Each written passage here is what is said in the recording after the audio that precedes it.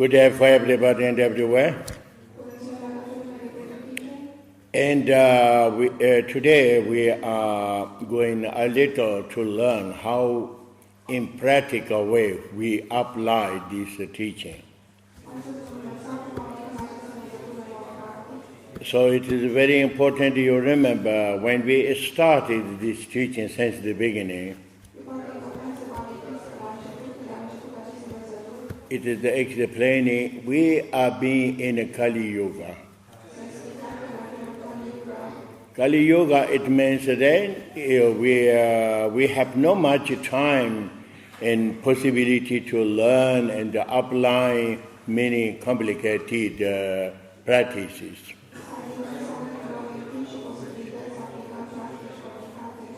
For example, when I had that second dream,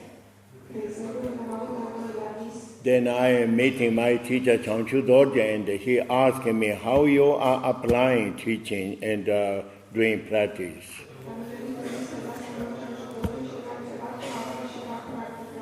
I am saying it is very, very difficult to do practices, etc. Because that is how is our situation, our condition.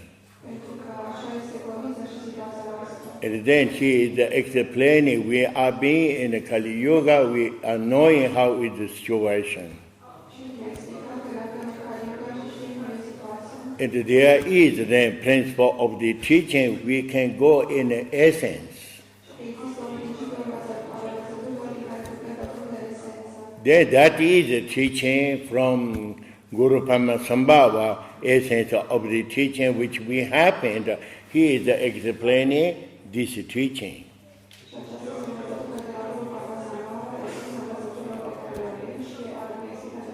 Also in this teaching explaining how is our condition in Kali Yuga. How is this ordered in our dimension, also its elements, and also individual condition.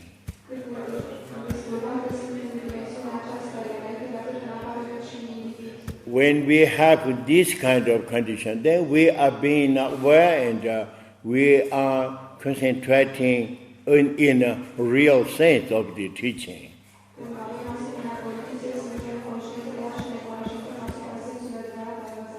Even there exist many different ways of the explaining and learning the real sense of the teaching.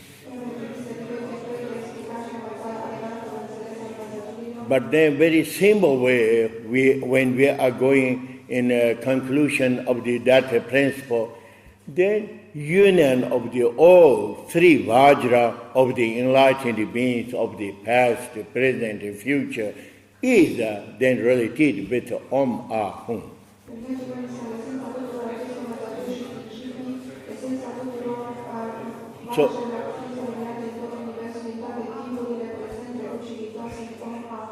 So we are knowing that, we are being in that state. This is then becoming essence of the practice. So that is explained more detail. But then we should remember that essence, what it is saying. So then this seed syllable with Om Ahum, also when we are applying, then there is many different way of the applying.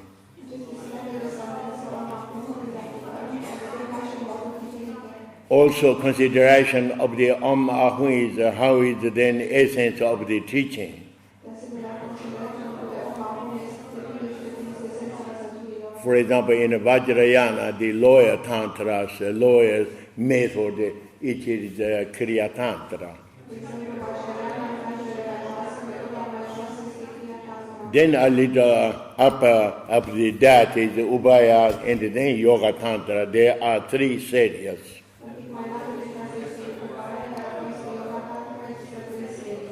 This tantras in Nyingma tradition, ancient tradition, it is called altar tantras.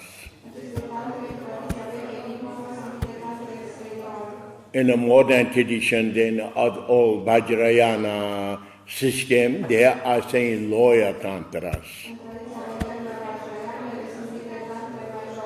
Why it is called lower tantras? Because they are not directly trying to be in a transformation, being in a state of the Vajra.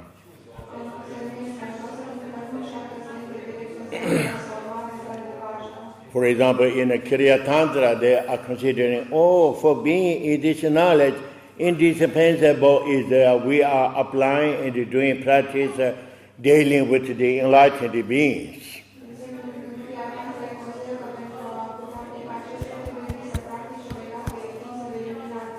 Their consideration, we are miserable life and in samsara. Even it is something just like that in our condition, but then there is many also enlightened beings.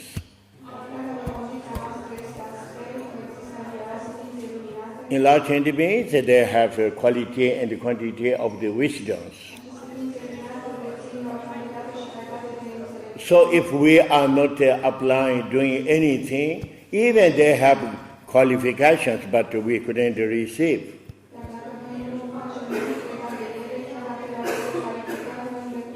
Then they are thinking, first thing we should do is contact with these enlightened beings. Then we are asking for receiving that their wisdoms. For receiving also we need a perfect condition, otherwise we couldn't receive.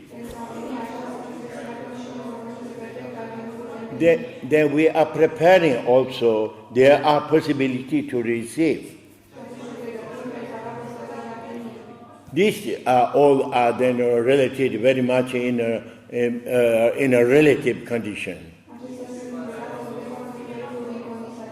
You remember, for example, if we are doing practice of the Green Tara or Avalokiteshvara or something related with Kriya Tantra style.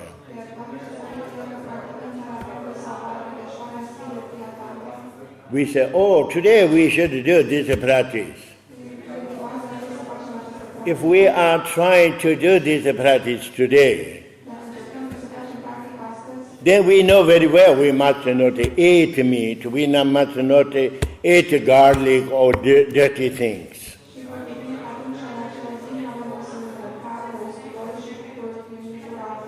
So this is connected with our attitude. Then we need to prepare also nice place. We couldn't do puja contact with the green tara in a toilet, in example. If you are doing practice, main practice, just like Ati Yoga style, being contemplation, you can be contemplation also in a toilet.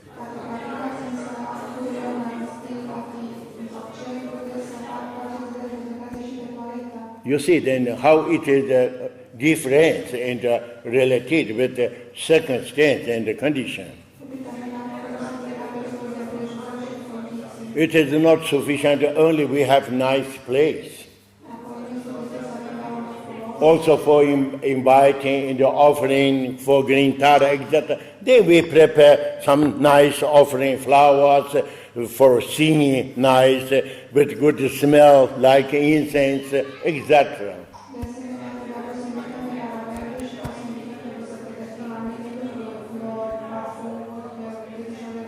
We are doing relative condition, these things also in our ordinary life.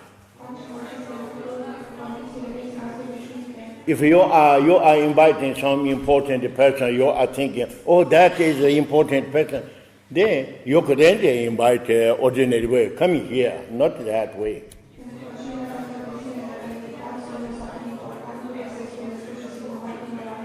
You should prepare everything very nice way, and then welcome, and then you are offering something.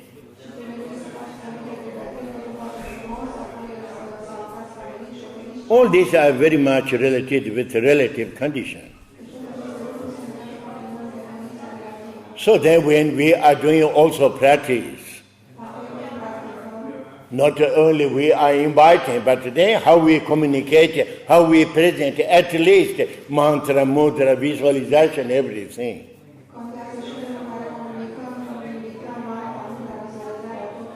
For example, in a communication of mudra, we say, we couldn't do immediately mudra like this. Preparing nice way and polite way, we do this movement and then we do mudra.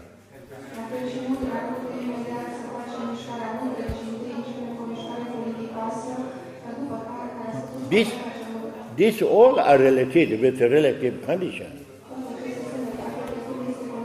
For example, if you are offering respectfully to someone, you are offering with two hands very nice way. You are not giving like this, no?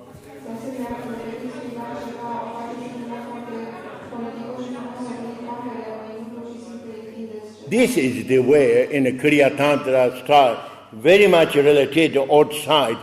This is called preparation of the receiving wisdom.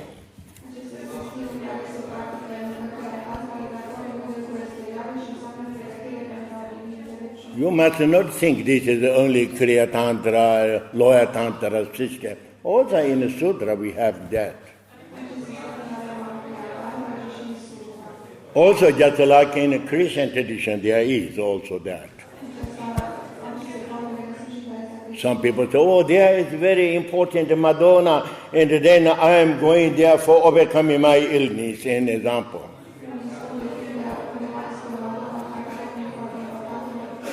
There is some history saying, oh, someone went there and prayed Madonna and overcome with this illness.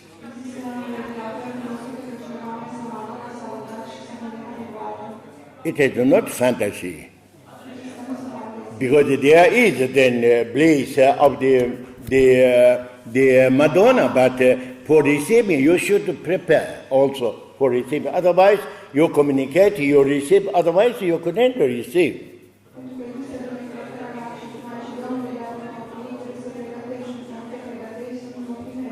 When you are preparing more sacrifice, etc., it has much more than value. This is an example of the then in a Kriya Tantra style. And when you are going just a little higher, then Kriya Tantra is Ubhaya Tantra. Ubhaya Tantra is also using, just like Kriya Tantra, for preparing, receiving wisdom, etc. But they are concentrated on it less than Kriya Tantra. They are trying to go a little more in the essence.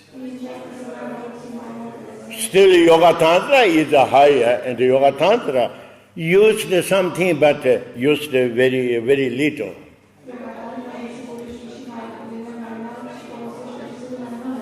When they are using their consideration of the enlightened beings, then they have knowledge also going a little more in the essence. And when they are going higher and higher, for example, in the Yoga Tantra, start with Kriya Tantra, then it is saying Riksum, it means 3 families. You see, enlightened beings, there is so many enlightened beings. But when they are going a little more in essence, then there is 3 kinds of then deities manifestations. Because we know very well in a relative condition, we have a body and speech and a mind, and when we are going a little deeper, it's the essence and then 3 Vajra.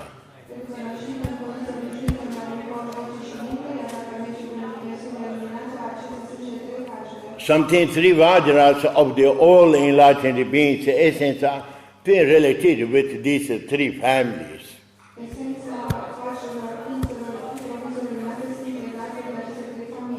already understanding of that in Kriya Tantra and Yoga Tantra, etc., it is going more in essence than just like in Sutra teaching, an example.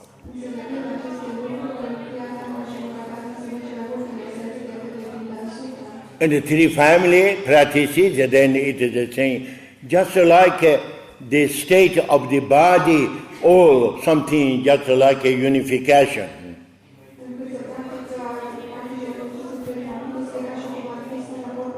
And it's a voice and it's a mind. Then there is these three family manifestations, Manjushri, Avalokiteshvara, and Vajrapani.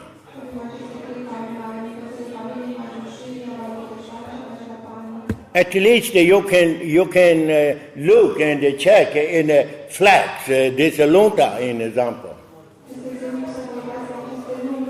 In any kind of lunta of the tradition of the Vajrayana, there is always three mantra of the three families. So very much concentrated that way, everything, because we couldn't have all vocabulary, everything we can apply and we can use.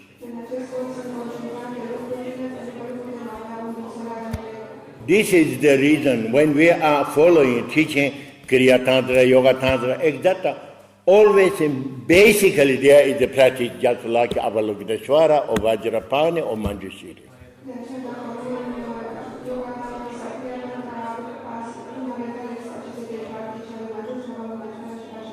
So this is a particularly system of the lower Tantra or Altar Tantras.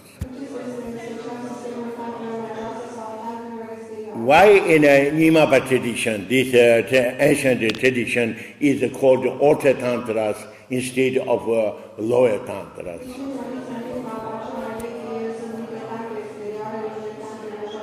Altar Tantras, it means we have the concept, consideration, there is enlightened beings.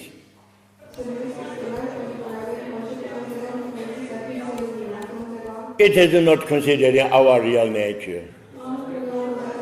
There is someone enlightened beings. They have quality and quantity of the wisdom. So this is already the duality vision. I am here and there is then Avalokiteshvara.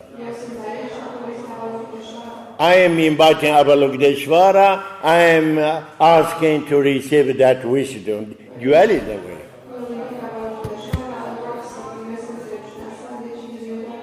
So that is called the altar.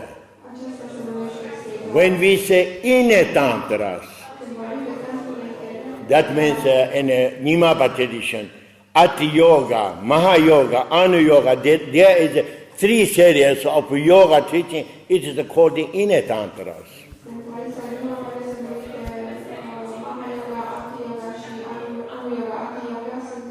Inner tantras, it means our consideration of that enlightened beings, it's related with our condition of the Vajra.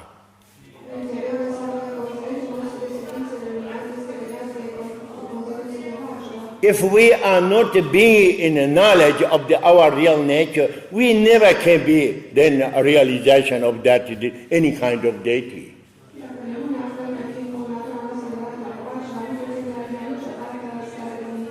Principle is inside, not outside.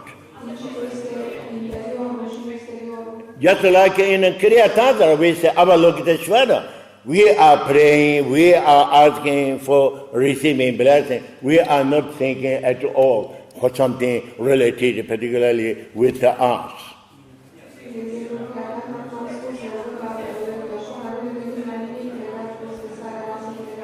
When we are knowing and starting that knowledge, then it is called in a lower tantra or in altar tantra superior, then yoga tantra.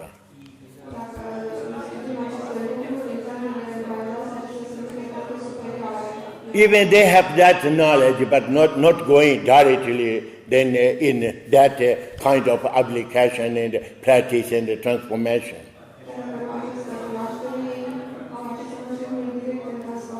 Only that is something like a final goal.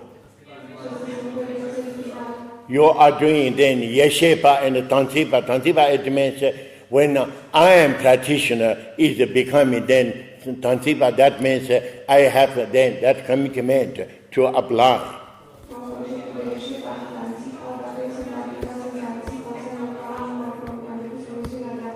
Yeshepa, it means that manifestation of the enlightened being. Then I am asking for receiving, and I am receiving different way with visualization, etc. At the end, then we are thinking, oh, this manifestation is dissolving in ourselves.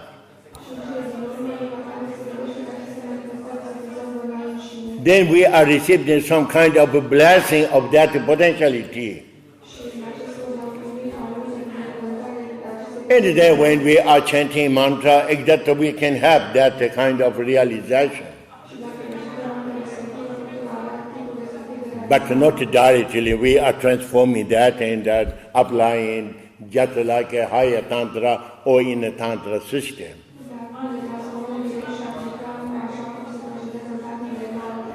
So it is very important to know also these different kinds of methods. When you are knowing all different kinds of methods, you have no any problem then any kind of practice you do.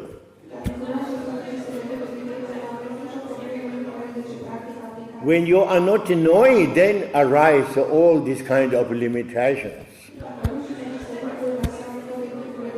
Because when you are knowing, you should go in really in essence. This is the final goal. If there is a possibility to transform directly like a higher tantra, so okay, that is good. But in this case, for example, when we say three Vajra, we are not considering a three Vajra is the three kinds of deities. It is something just like a unified aspect of form, aspect of voice, aspect of mind, and then mainly manifesting that figure.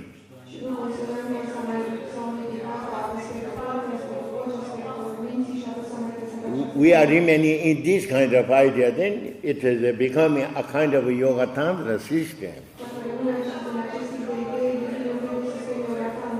So when we are doing higher tantra, then we are concentrating more in the essence of the three Vajra. So this means we are going in the essence. So relatively, when we have no this kind of capacity, then it is useful also. We are doing visualization just like three families.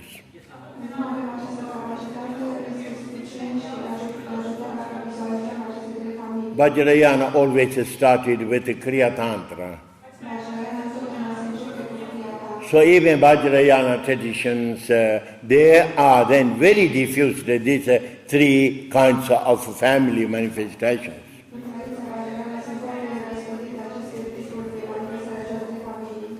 I tell you in a small history. Once I was in Buryat. You know, Buryat is the Republic of the Russia in Mongolian people. Then we did a retreat there. During retreat, there is a monastery of the Gelupa. This monastery, many young students of this monastery, they come to my retreat teaching.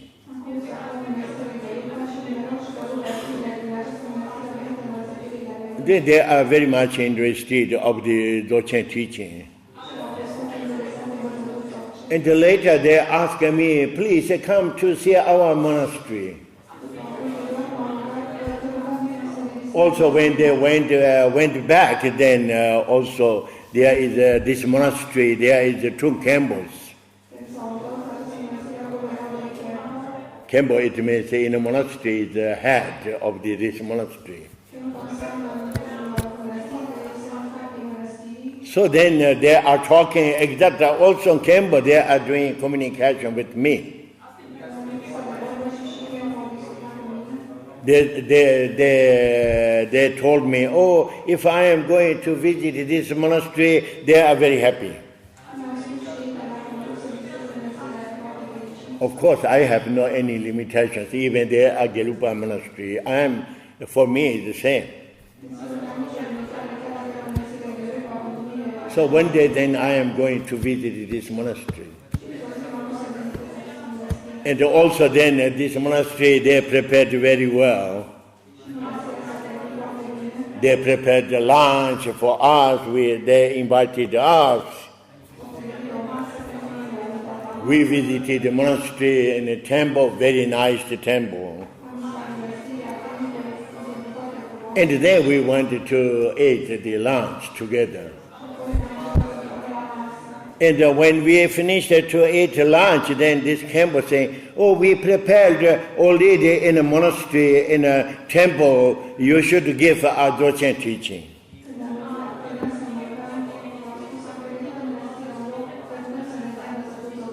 I said, I have no any program of this giving teaching today here. I am coming only visit. And they said, we prepared already, we informed also local people and they are coming.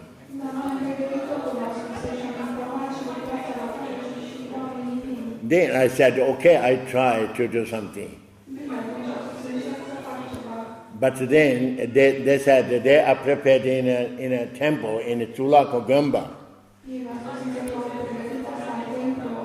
I visited this Tulako. It's very traditional way, very nice preparation of thrones, etc.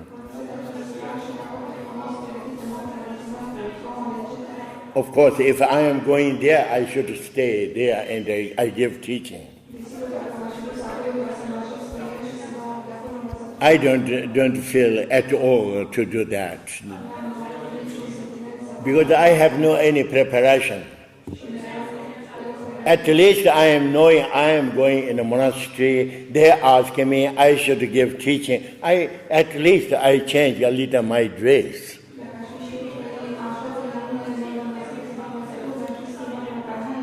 I went a tourist with blue jeans. And I don't feel really I am sitting on a throne with blue jeans. No. It doesn't correspond, particularly Mongolian people's attitude very similar to Tibetans. At least the local people, they feel very bad. This is the reason I am saying no. I don't want to give teaching in a temple. They are insisting, but I am insisting in saying no. If you really want a teaching, I give outside entrance of this Gamba, there is a hall.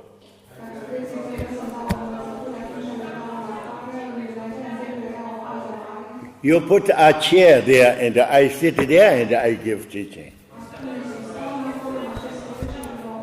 At least they accept that. Then they prepared not only chair, but prepared just a little place, but different from the inside of temple.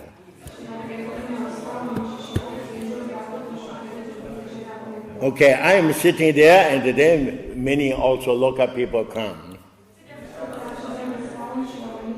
Now I am starting to give teaching. They are asking me to teach Dzogchen. I have no particular, I want to give Dzogchen teaching, something just like Tawa Gompa Chepa, base and pattern fruit of Dzogchen. I am being very aware because I am Dzogchen practitioner. I remember and I am knowing I am being in a Gelpa monastery. Gelupa tradition is in our relative condition, exists something concrete.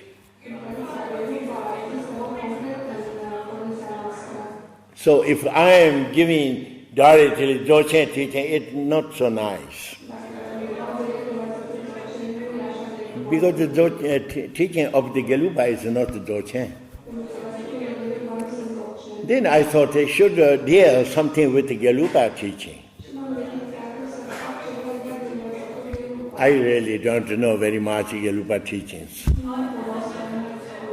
But I am knowing founder of the Gelupa is Tsongkhapa. There is a very universal, all Gelupas, they are using invocation of the Tsongkhapa.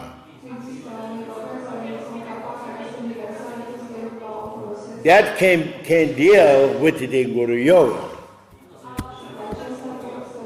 And I am giving that teaching. That invocation, this invocation of Tsongkhapa is saying, Mimi Tsevi Techen Chenrade, Temen Chenpa on Bunjambio, Durkumalunjan, the song that Conchen Capital, the Tsongkhapa, Lozon Trapishala Swande. We are using very often in our college when day of the Tsongkhapa that.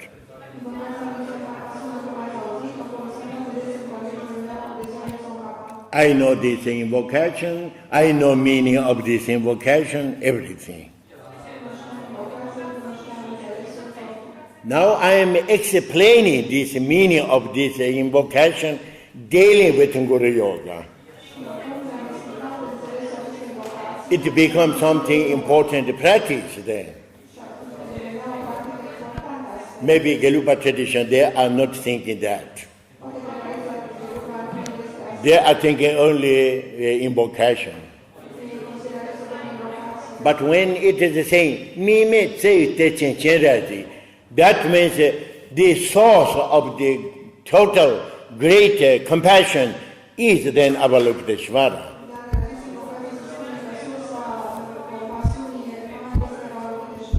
To me, Chembe on Punjambio, it means pure knowledge, understanding of the all teaching that is related with the knowledge of the voice of the all enlightened beings is the Manjushri.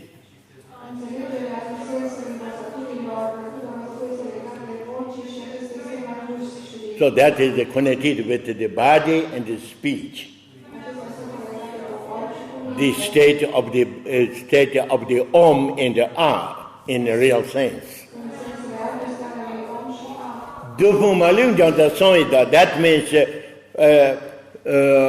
enlightened one who conquer all devils, except that potentiality unified is Vajrapani.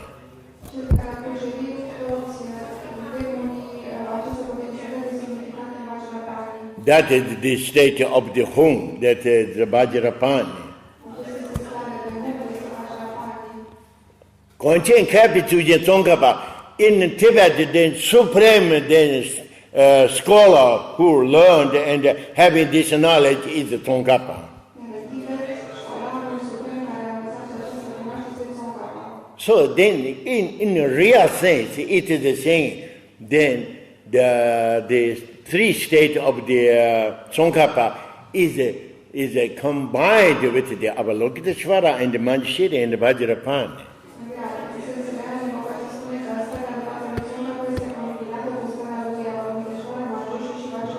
Then you should know that in the all then essence of the three Vajra of enlightened beings unified in the form of the Tsongkhapa.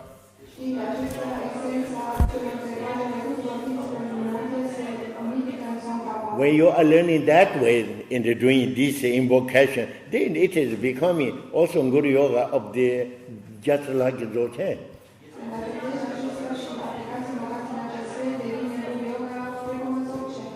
Also, you are being beyond all limitations because they unified all three Vajras.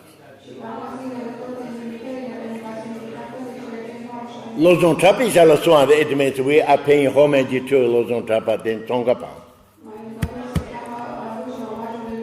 Then I said you should do this invocation that way, with doing this visualization, unify all.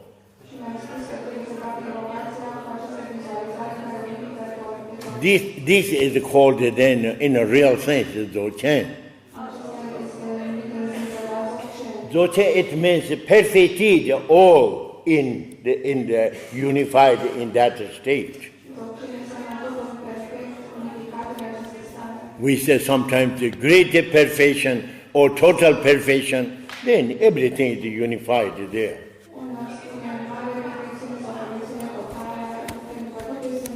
So this is the Dzogchen. You try to do this invocation,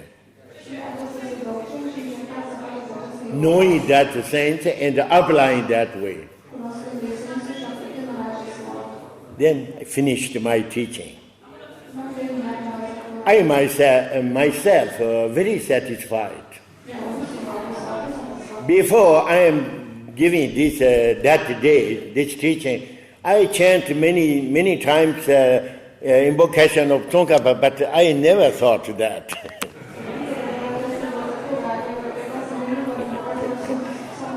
Now it is really becoming Dzogchen. So I thought, I did really very good job. But then this Chung Khenpo, when finished, they said, please give Dzogchen teaching.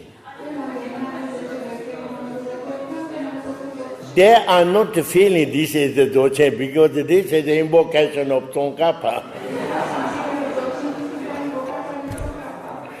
For me, it is the Dzogchen, but not for them.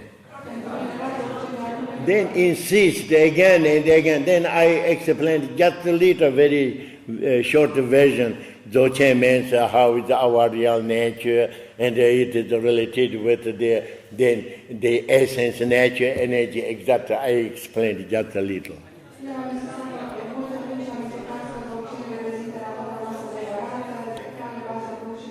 And then they are very much satisfied. That's the example. It is very important, really. We should know and how should go in the essence of the three Vajra. When we are learning Dzogchen teaching and Anu Yoga teaching, etc., there is explanation directly how it represents of the unification of the three states of all enlightened beings.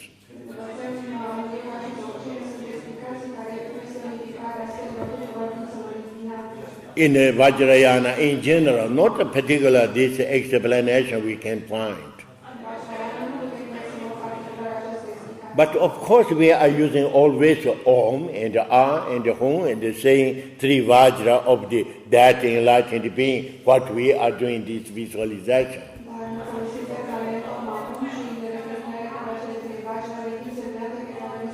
When we are learning just like Anu Yoga style of the teaching, then we discover it is not only the three states of the Kala Chakra or Hair Vajra or some way limited way.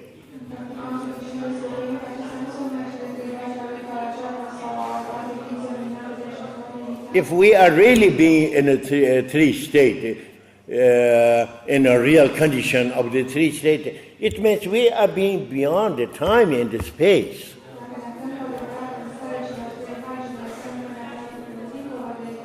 Even we don't need the idea of the unify something.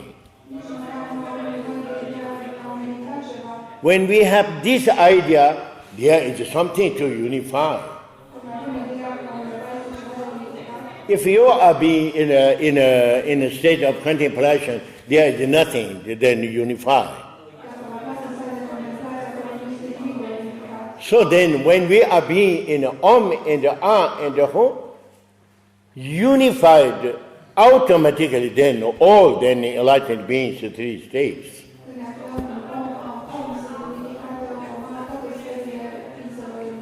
In Anu Yoga, explained that way. Of course, that corresponds in a Dzogchen teaching. So we must understand that three Vajra important is that. So I told you already then, when we are saying mantras, the supreme mantra, most important is Om Ahum. So the symbol of the three Vajra, body, speech, and mind. when we are going a little more in explanation of the detailed explanation of the fruit realization state. Then we say aspect of Dhammakaya, Sambhogakaya, Nimanakaya is on my own.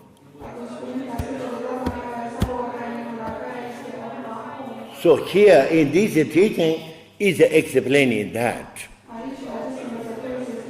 Here specific way what we should learn is when we have that knowledge, when we are going to apply,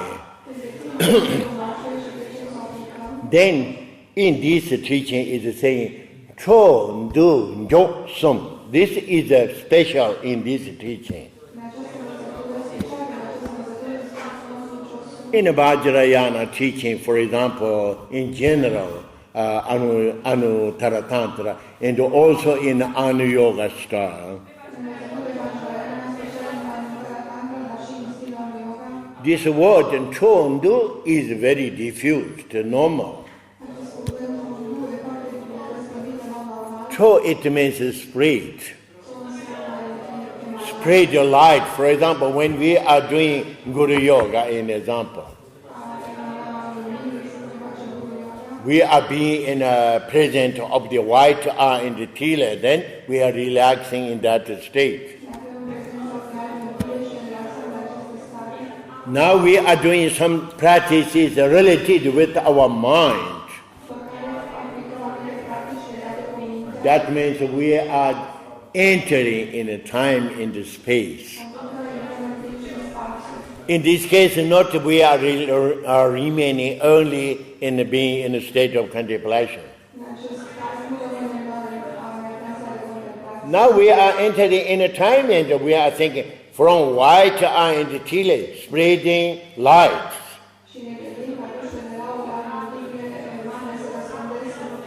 You remember when we did the direct introduction, we did that, spread the light. This is called Cho. In Tibetan, Cho verb, it means arise or something, spread or manifest. There is many meanings.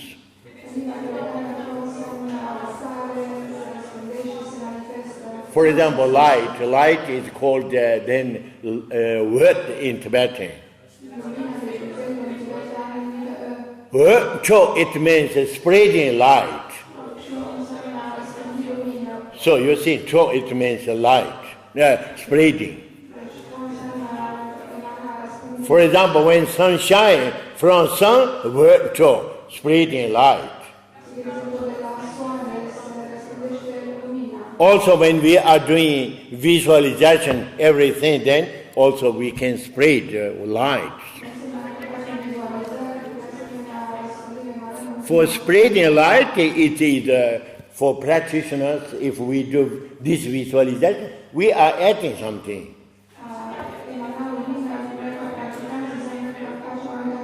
Or we are spreading light and communicating to someone, enlightened being or guardians, etc. So then this is the way of the acting. Do, it means contrary of the that. Do, it means unify. Or everything is coming and dissolving. This is called do. Cho, do, it means spreading and receiving. All in Vajrayana used very much this practice, Cho and do. Sometimes just like lights spreading. Sometimes spreading just like flames, fires, and eliminating all negativities, an example.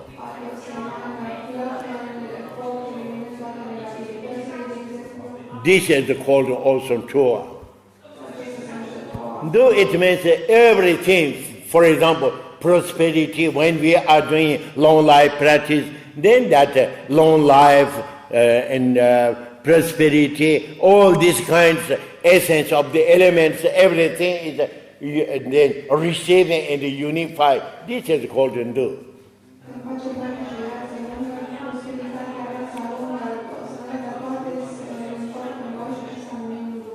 Vajrayana practices are lower and higher or alter or in anyone. Method is superior than sutra. So when we are doing also purification and then accumulation of merits, etc., in Vajrayana, doing very much with visualization, with Chondo.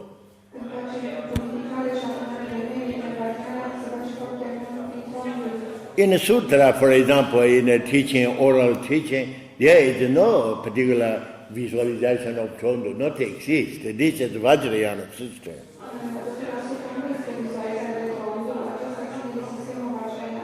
Then what should do in a sutra? Doing, for example, if we need to communicate, maybe we do visualization, we do, for example, some invocations, and then we are trying to communicate.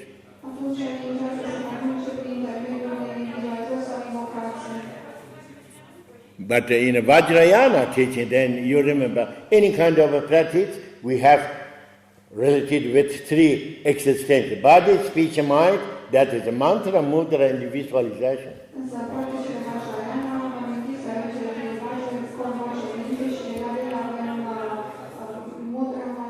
We are communicating that way. We are acting that way also.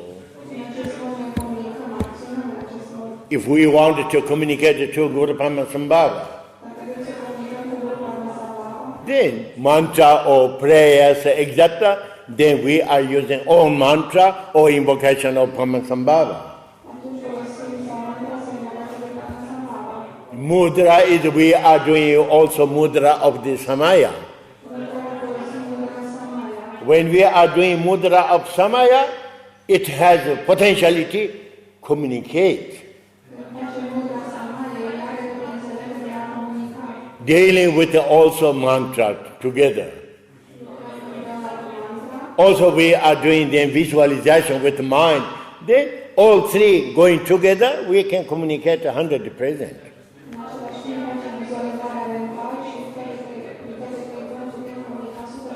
So same way also purification, accumulation, everything is doing in Vajrayana that way.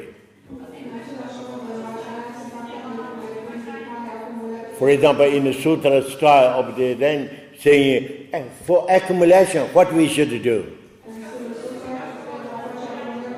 Then we accumulate then good actions. One of the good actions is we are offering to enlightened beings some objects. If we are thinking, oh, this is a good smell, I enjoy. You like that, and then you are offering that also generously and to the enlightened beings. Of course, the enlightened beings, they don't want any perfume. They have no any this kind of attachment. But we like. For that reason, then generously we are offering that. We don't know really enlightened beings like or not. But we believe, we are taking example of ourselves, then we are offering. You remember when we are doing the accumulation, one of the practice in Mando, preliminary practice, we are offering mandala.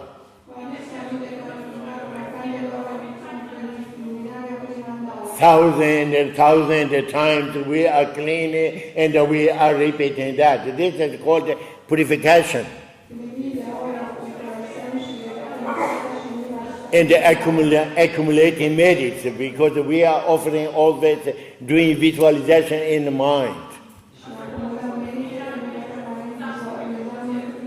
Even we are cleaning this mandala, small piece of the object.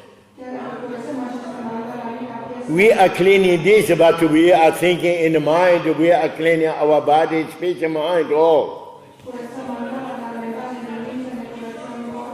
All our obstacles we are cleaning. Then we are putting just a little rice or something. We are thinking, oh, precious things, just like a diamond and like a coral and all precious stones, in example. Not only that, but then there is 37 then different kinds of, we are thinking and chanting and then do visualization dealing with that.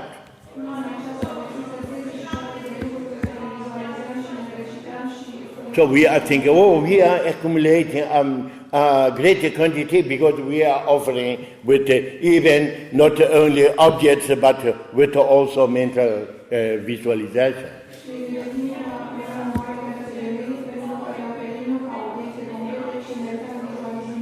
Also purification of our negative karma. So exactly in a physical level, we are doing prostrations 1,000 and 1,000 times.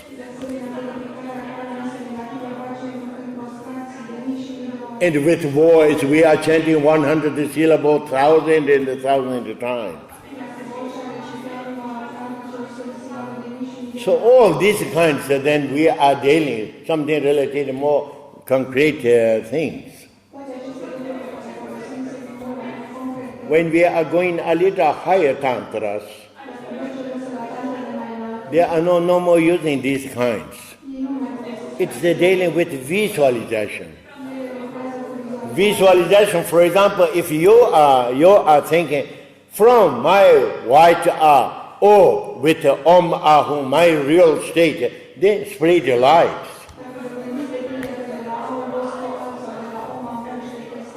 In the lives, then manifesting infinite offerings. Better than we are preparing some objects. The objects are not so easy to manifest all. But with visualization, we can offer all existence of the universe. And no one is doing criticize to you if you are offering all universe with my mind. If you are offering concretely an object outside, even you are offering some flowers, in example. You have no garden. You are going somewhere and you are picking this flower and there is some owner saying, oh, you are taking away my flower.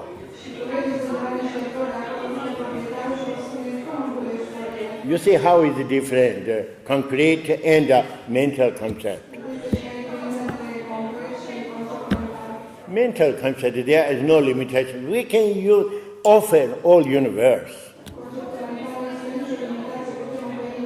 But really function is there also. Really function is not exist in an object. I remember when I am starting to teach teaching in Italy, then I am saying, oh, we should do the practice of the guardians. Someone is asking me, what is the guardians? Guardians means only energy, something energy of earth and the trees and something waters. Oh, there is someone.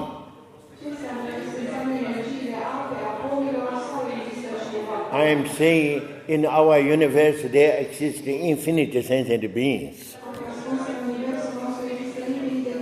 There is many sentient beings in front of us in this moment. We couldn't see, we couldn't have contact with them.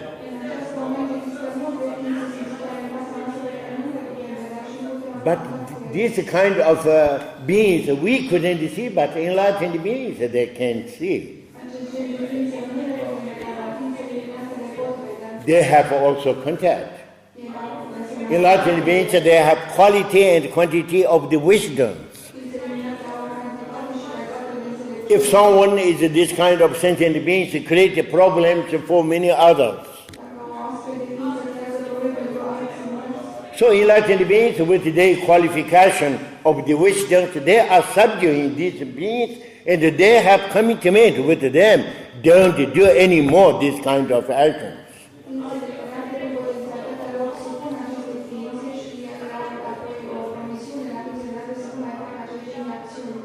For that reason, when we are doing contact with guardians, means guardians has their commitments for protecting, teaching, practitioners, and not creating problems.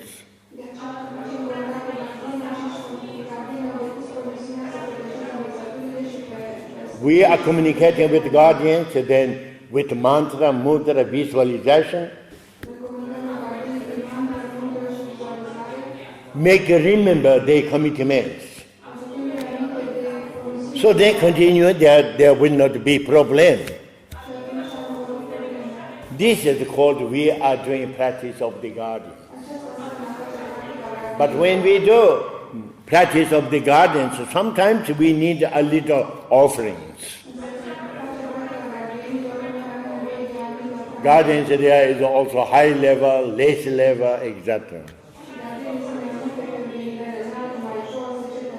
Lower levels, then they need also some commitment. So when they took commitment, then they say, oh, if you give me something this kind, so then I do that.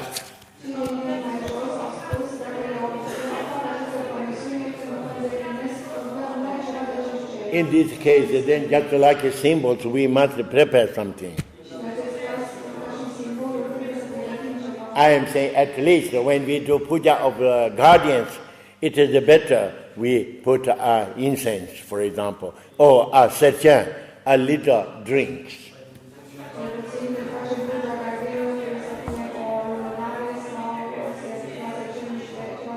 That serchan offering just a little drink, this is something like a support for our visualization. We can imagine that drink just like an ocean, very big and large, rich.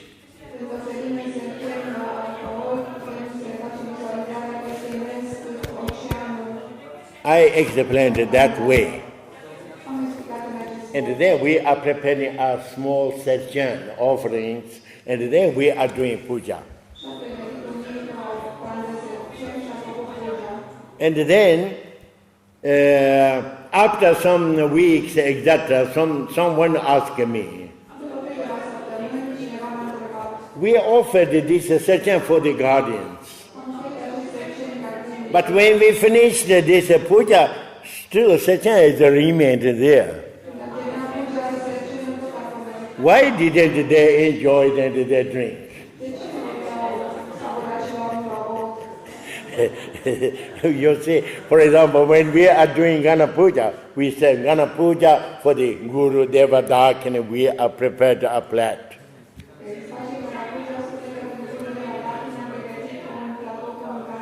We finish the Gana Puja, remain there.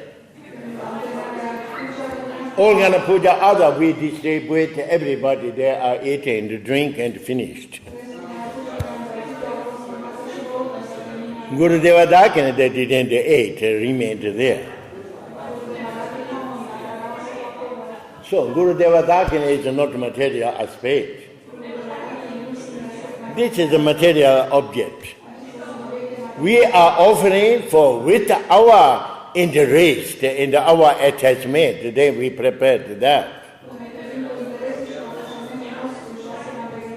Of course, there is no one is coming in the eating the drink. So you see then, for accumulating merits, exactly related with our visualization, not object.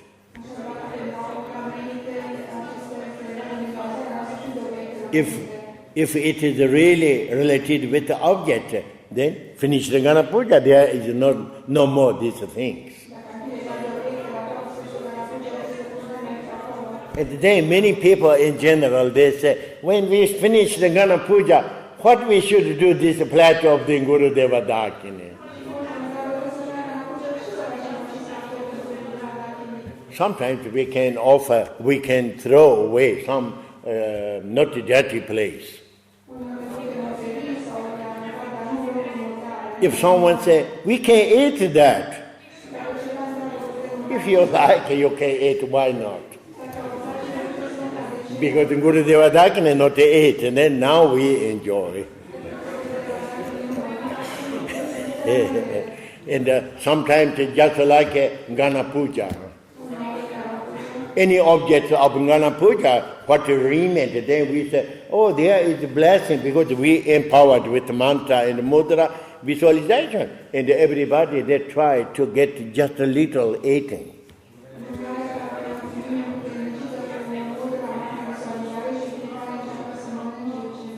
Even not Gurudeva Dakina eat material aspect, but substance we offered, and maybe there is some blessing of that also.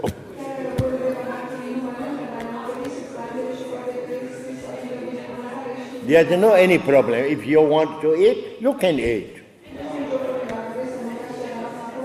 That is the example. Then we do Tondo. With Tondo, the purification and accumulation, everything we can do. In the Dzogchen teaching, also we have this kind of practice in the Dzogchen Samde. And doing, for example, unification state of the Samedabhadra, just that represent white R in our center.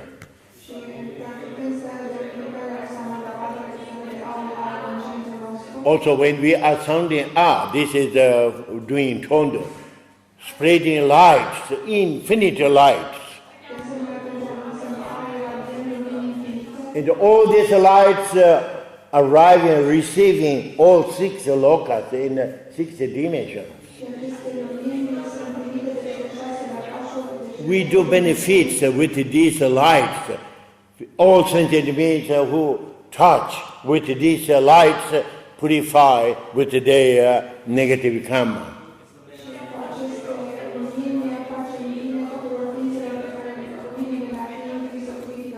We imagine that way, all purified, all their negative karma, and they then becoming clean and just like a manifestation of the pure dimension.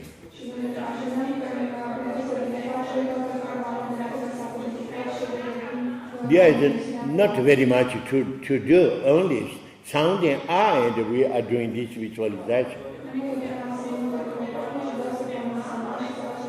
This is called, we are doing to and purify. It doesn't mean we can really purify negative karma of all sentient beings. All negative karmas should purify each of these sentient beings. We couldn't we do purify for them.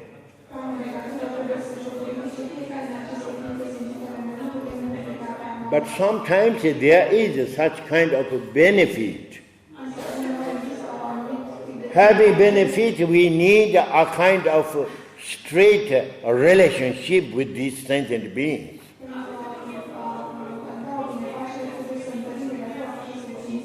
Between all these sentient beings, there is many sentient beings, we have something straight relationship. For example, in this life, our parents, in example, and some good relationship, very strong relationship, just like brothers and sisters in the same family.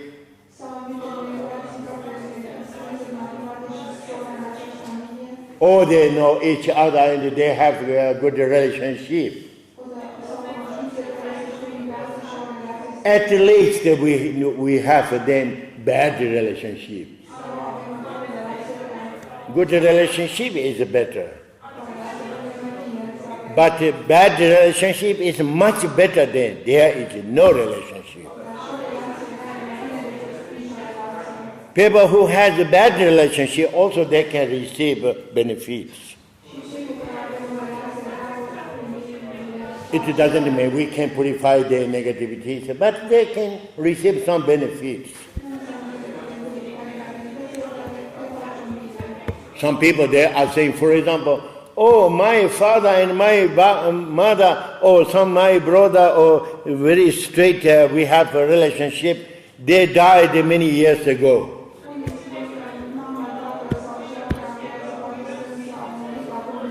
Then they say, if I am doing dedication, my practice, etc. for them, they can have a benefit or not.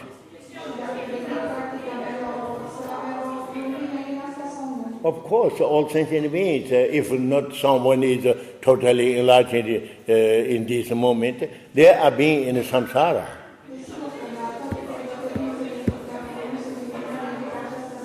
Always can receive benefits. It is very important we dedicate that way.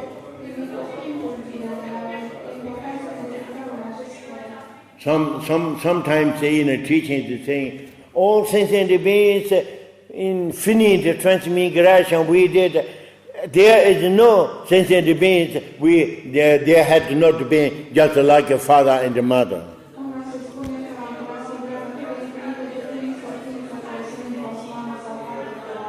It is in general idea we have this kind of infinite transmigration.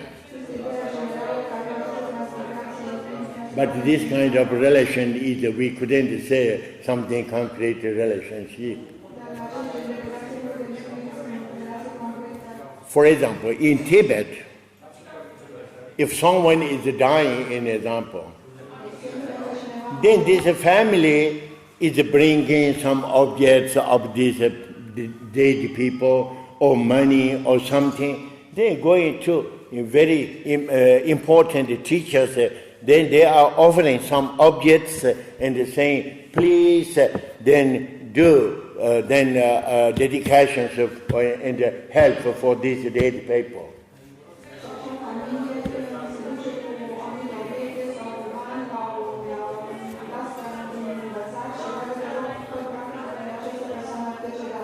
What is offered, this object is called in Tibetan moten. Mo, it means for dedicating or invoking for this dead person. Then it means support for that. That means if that teacher and this person not having direct relationship something,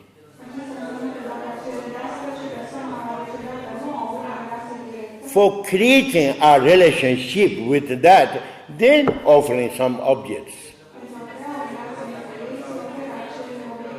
Not only offering objects, then you are offering objects then with the name of the person. And that teacher, when they are doing practice a particular way for the dead people, then dedicating for that person.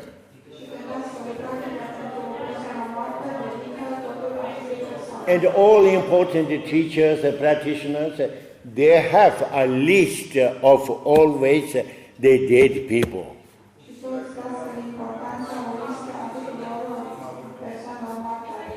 And always then, when dedicating, couldn't remember one by one.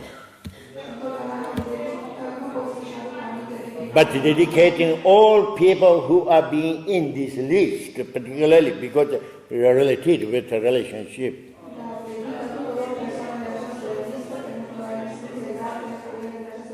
This is the example. So it is very important having some relationship. That way we are then doing also benefit for purification. Even we couldn't purify all sentient beings, but when we are doing this, we are accumulating greater also accumulation of the merits.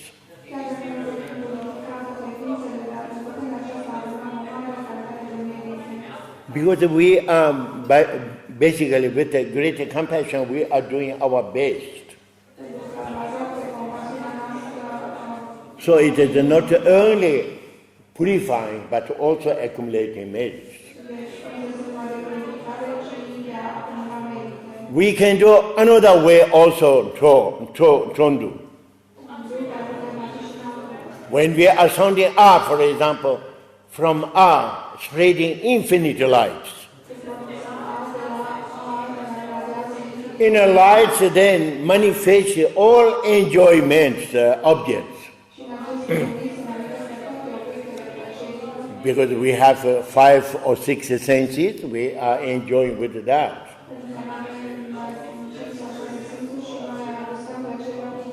Then, without limitations, we manifest infinitely enjoyment things, and we offer also to Buddha, Dharma, Sangha, enlightened being, Guru, Deva, Dakini, for all.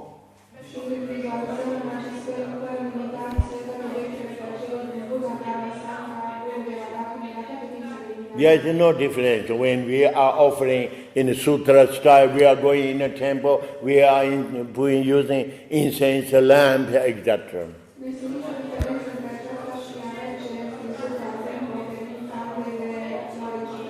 This is man's control, spreading lights. Do it means if we communicated to enlightened beings. Of course, they have infinite quality and quantity of the wisdom.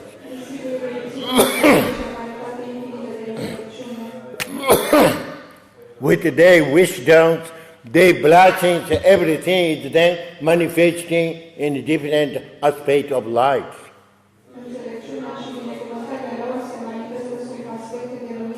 All these lights then dissolving in ourselves and in our white earth. This is called Nu, is unified. Also, in a practice, in a relative kind of a practice. For example, we do our practice of the long life. Then we are spreading infinite lights, communicating to all enlightened beings. And also then communicating with the nature energy of the all. And then we are receiving infinite lights, represent the substance of the energy, substance of the elements, and the blessing of the enlightened beings' wisdom. Everything is dissolving in ourselves.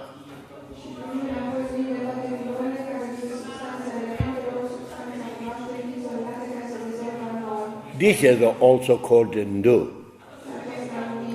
So it is very important you are remembering this Cho and Ndu, particularly used in Vajrayana, then for accumulating and then purifying everything with that visualization.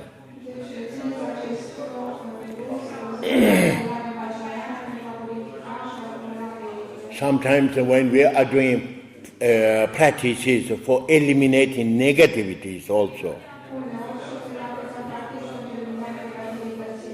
For example, when we are doing visualization, just like Guru Trapur, or just like Sinhamukha, unified all then potentiality of the enlightened being.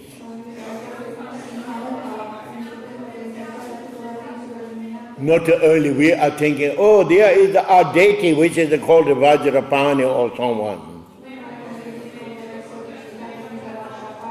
We are knowing it is something just like a symbol of the all unified state of the enlightened beings.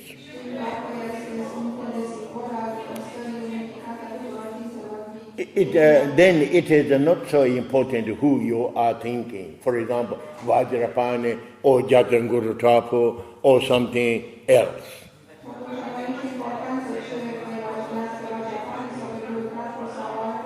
Basically, having that knowledge unified all potentialities.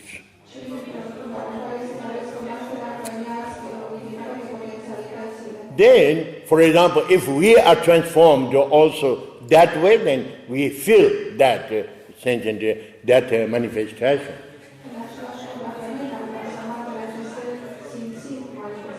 If we are doing tondo, it means then when we are chanting mantra, in example. You remember in the Vajra, then Guru Thakur, mantra is turning clockwise, then blue hum.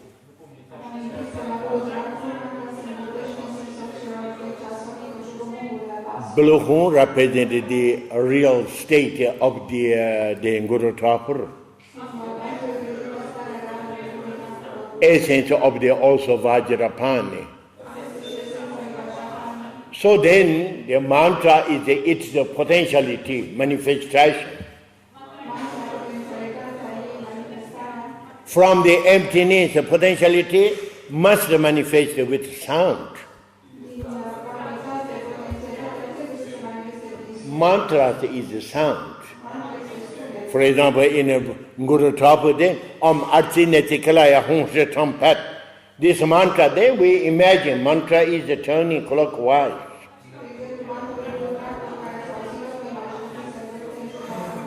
We are keeping that presence and chanting mantra. It means we are producing that function alive, something concrete. Sometimes we have imagination, we are transformed, we have this potentiality. But when we are using this mantra, it is not working, in example. That means we did a practice, but it's not produced that function.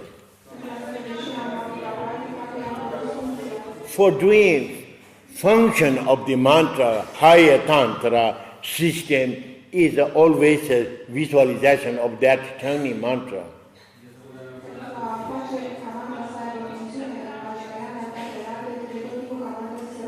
You are not distracted and you are keeping present that tiny mantra, very precise, and also daily what you are pronouncing this mantra.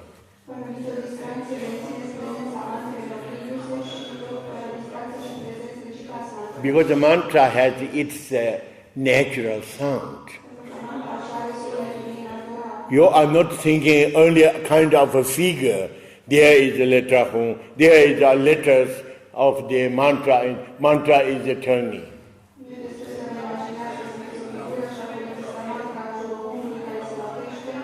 That is something like a dualism where we are seeing just like a film in the television. It doesn't work that way. We should feel that, something concrete, alive. Each of a mantra, then Arti, Neti, Ke, La, Ya, Hum, Se, Tampe, each of these syllables, they have their natural sound. You see at the beginning, the mantra, Om. There are Tsi, Ner, Tsi, etc. Om has natural sound of Om. Always continue, not saying Arti, Neti, Kala. Next there is the R and the R, always a natural sound. Then there is all mantra. So all mantra is a natural sound. You feel that present, this mantra, and you are alive that way. It is the thing in explanation, instruction. You should feel just like Nrutan Derva. Nrutan Derva, it means just 1,000 thunders is being together.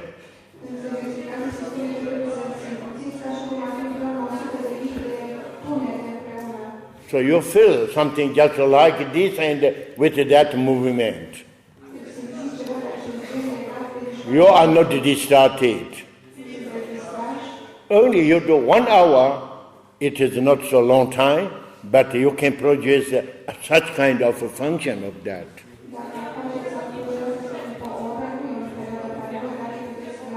If you have no knowledge of this, even you have knowledge, your knowledge is remaining in intellectual understanding. When you are doing practice, then you know should do that. But you are chanting Om Achineti Kalaya Hon Sitam, at that moment you are thinking something else maybe. Or you are distracted. Sometimes just a little you remember, but then most of the time you are distracted. When we are chanting this way, then for producing function of mantra, we should go in quantity.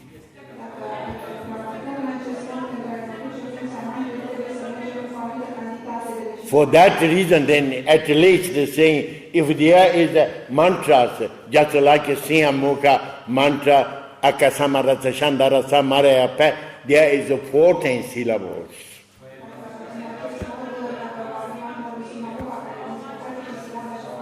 For each syllables, we should do then 100,000 times mantra should repeat. In instructions saying this is at least for producing function. Even you are distracted most of the time chanting mantra, but if you are chanting quantity just like that, you can have such kind of then function of this mantra.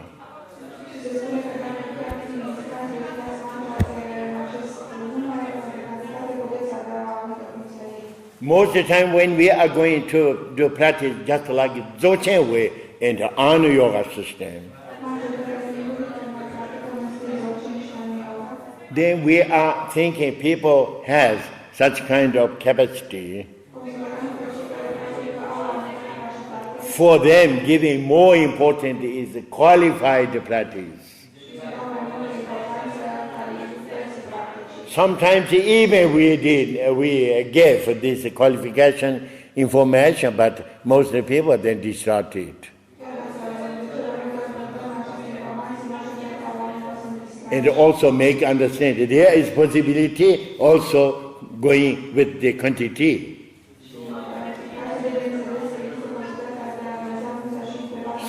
Some practices of the Anu Yoga also say, at least you need to repeat quantity just like that.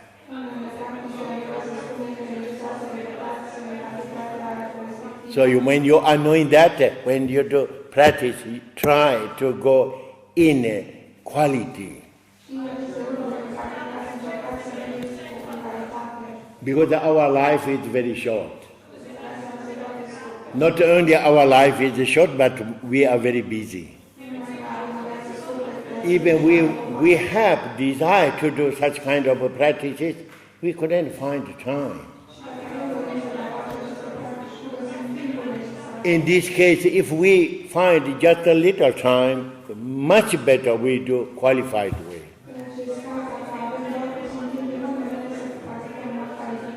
Then you can produce that function of the mantras.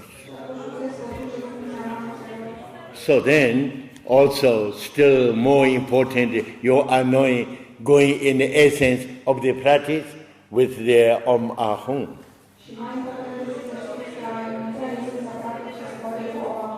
All this teaching which we finished yesterday, what explained is qualification of the Om Ahum. How it is related with the Ha, Aha, Sha, Sa, Ma, the 6 syllables of the real then manifestation or pure dimension of the 6 lokas.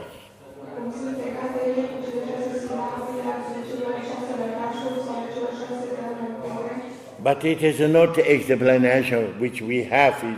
We should do practice singing ha shasama in example. There is a practice and the teaching of the 6 syllables. Then this is connected with the 25 then space of the Samedabhadra.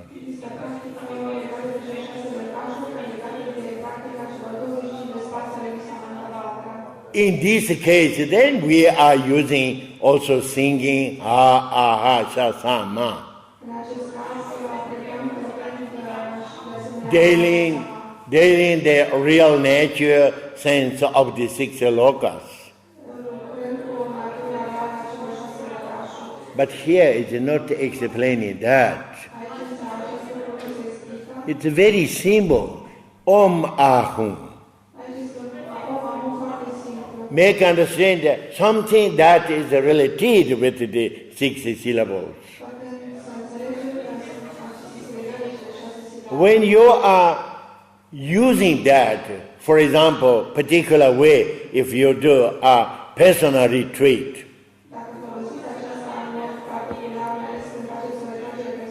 then you should do rolo that reversed in origin.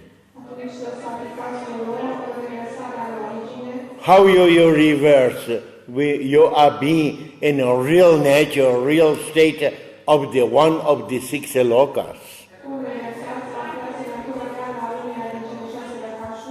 In this moment we are being human,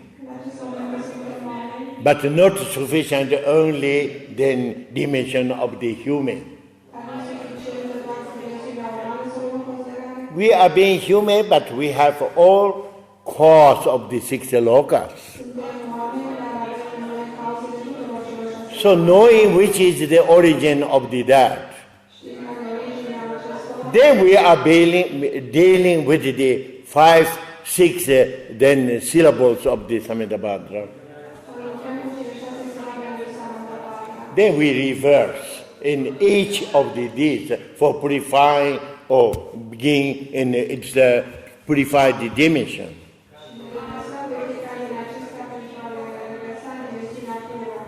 And then we are saying that we are dealing with the Om Ahum, because the Om Ahum is the most important then mantra essence.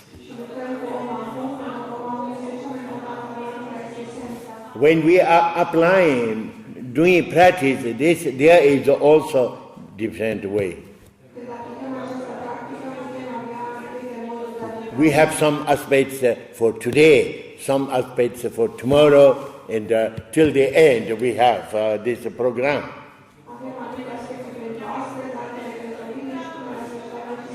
When we are applying, doing practice, this is not really we are intensive practice we can do.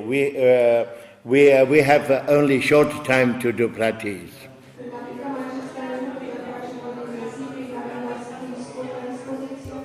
But this becomes very important for you. If you do practice different way, you know then later how you apply.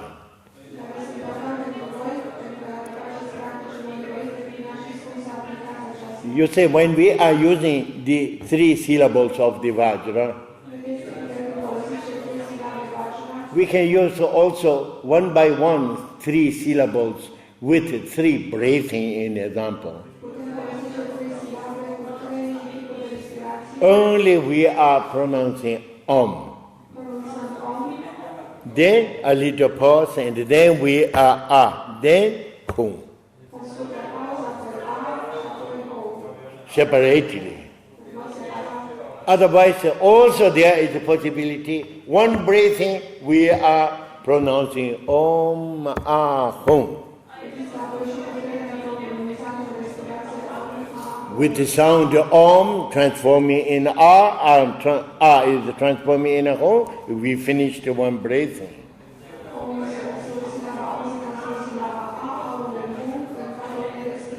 There is also possibility which is called Nzabyon. We are singing in melody Om Ahum. In this case, then one complete melody, we are singing 6 times. If you don't know someone is how sing this Om Ahum, many people, my students, they know already.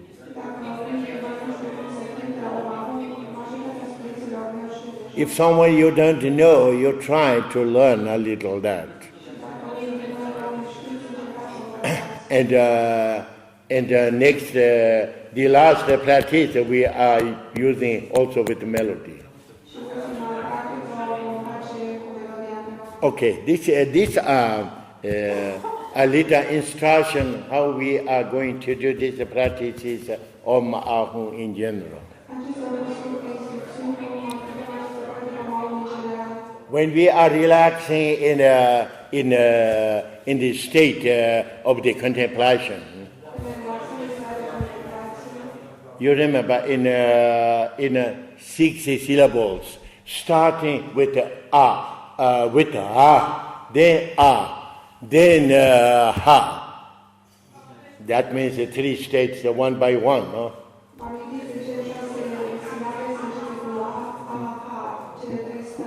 We couldn't do all these practices. We have no time.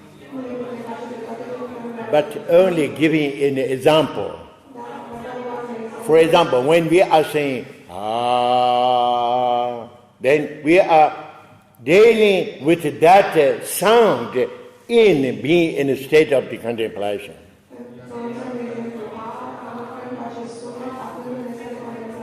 We know these are represented then the pure dimension of the dimension of the Deva.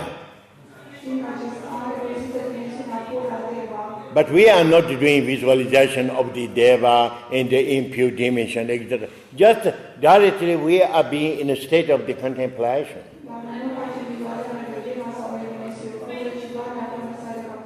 In general, when we are doing Atinguri Yoga, we say, now we do Atinguri Yoga. Then what we do? We are sounding and being in that presence visualization. Same way we are using for then dimension being in a real dimension of the state of the contemplation of the Deva. For Asura, then and for being human, then Ha, etc. And then we are relaxing, being in a state of the contemplation. When you are doing this practice by yourself, of course, you are starting being in a state of contemplation. But after just a little while, maybe arise thought. If you are becoming a little being in a state of contemplation, you can observe which kind of thought you have. There is maybe not a strong thought. If there is no strong thought, the thought disappears. If thought is not disappearing, as something a little looks like stronger. Do you remember yesterday at the end it's saying we should shout pat. After when we are shouting pat, immediately we are being again in a state of contemplation. So when we are being that way, first we are relaxing a little that way. And then in a syllable, one by one syllable, when we are being state of the contemplation sufficient, then we are sounding Om. You remember, Om is the state of the body of the all enlightened beings. You have that knowledge, but you are not thinking that. You should deal with that Om sound, dealing with the state of the contemplation. Again, you are continually being in a state of contemplation. After a little while, we are sounding again, ah. You are knowing this is the real state of the all, then voice of the all enlightened beings and ourselves. Also integrated it in a contemplation. And continue just a little while. And at the end, the same way we are doing with whom. So it is a separate breathings. And dealing with being integrating in a state of the contemplation. With this potentiality, how we are started with the cause of the deva. Then, relative this cause of the samsara is freed, already self-liberated. This is the supreme purification, dealing with the contemplation. Much more powerful than when we are doing visualization with Om, Hum, then spread the lights and purifying these 6 syllables. These are more dualism vision.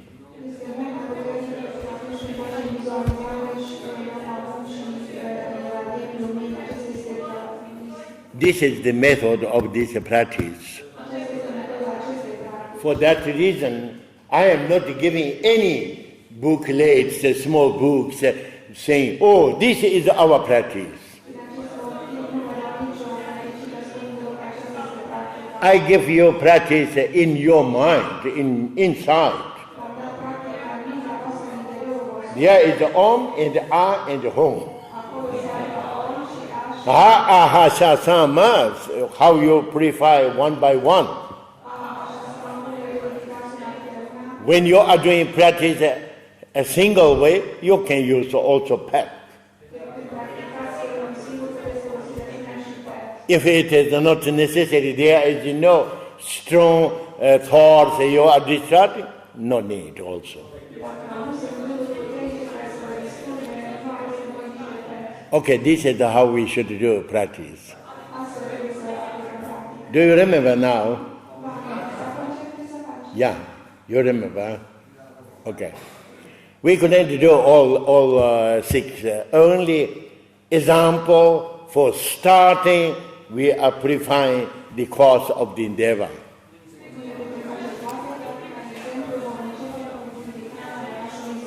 Some then instruction of the docent teaching. Way of the also purifying is sometimes coming reversed. This is, I think, a little some idea of the experience of some teachers. I didn't see really that system in Tantra. But I saw many instructions of the practice of the Dzogchen. Because in general, in a normal tradition, when we are thinking ordinary life, of course, more heavy is the cause of the negative karma is here. Deva is lighter. If we are being in a Deva, we can enjoy also. But if we are being in a hell, we couldn't enjoy anyway. For that reason, then, it is considered sometimes we need more this purification.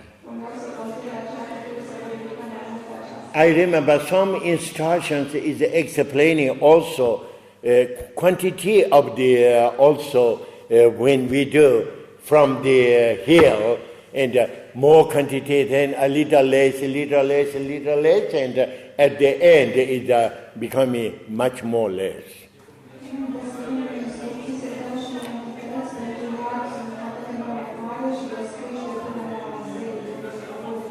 But in the original tantras, I didn't see that. Particularly, I am very much following in the tantra, which is called Datanju. Because the Datanju is the root tantra of all Dzogchen teaching. Really, it is the origin. So there is not this kind. So also in this teaching, it is not explained that way. Okay, now you remember practice, huh? We have only short time and we do. And at the end, we are dealing with the son of Vajra, because the son of Vajra is being in a state of contemplation, how we integrate.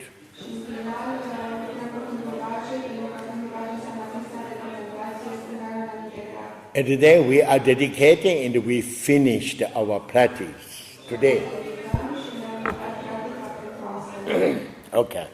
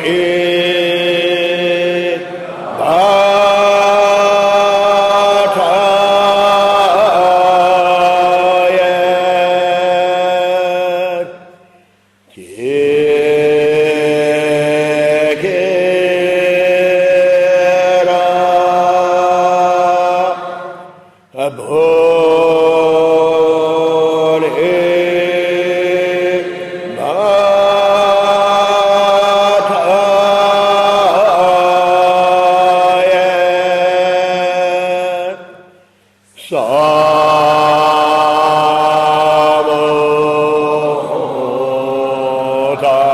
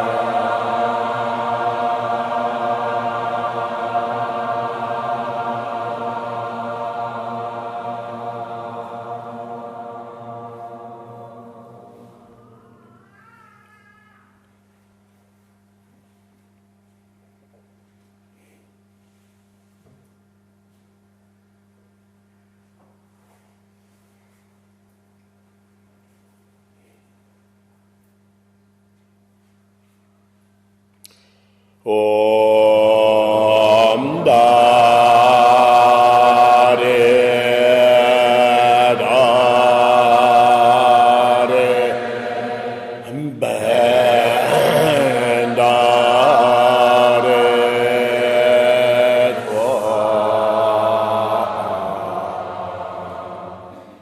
Jaya Jaya Siddhi Siddhi Phala Phala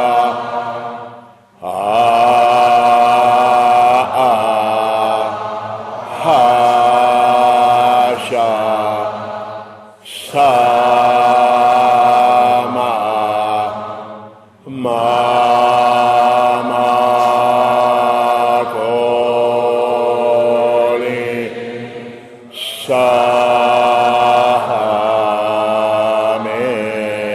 Sahameda.